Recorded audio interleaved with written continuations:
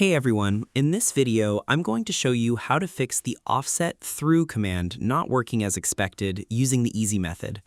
This is a great way to repair your broken spacing tools on your current setup, so your lines land exactly where you point. Step 1. Open your distance tool and select the through option. The first step is to start your regular spacing tool and make sure it is set to the specific clicking mode instead of waiting for you to type in a fixed number.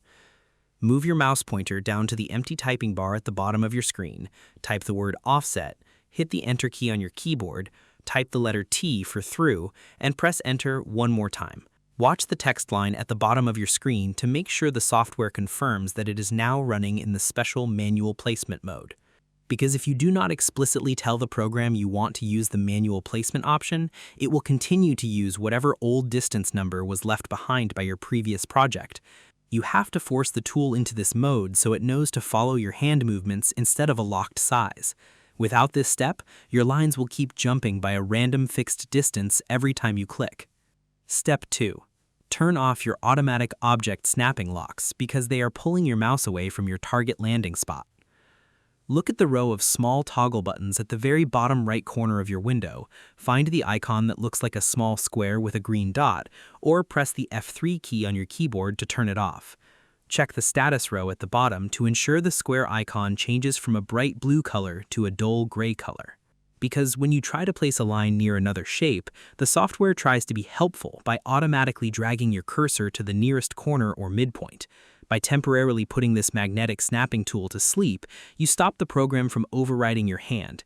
It ensures you can drop your new line down anywhere you want without the arrow snapping to a background object. The final step is to click your target line on your drawing board canvas and use your mouse pointer to place the new copy down firmly without rushing your clicks.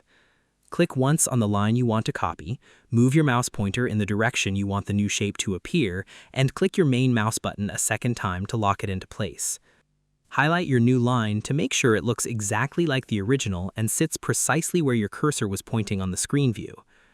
This is the final step because executing the mouse clicks clearly tells the computer to finish the task and write the new line data into your storage space. Once you complete this final placement, your copy distance tool will work perfectly every time without any unexpected jumps. Now your tool repair setup is fully finished and your workspace runs beautifully.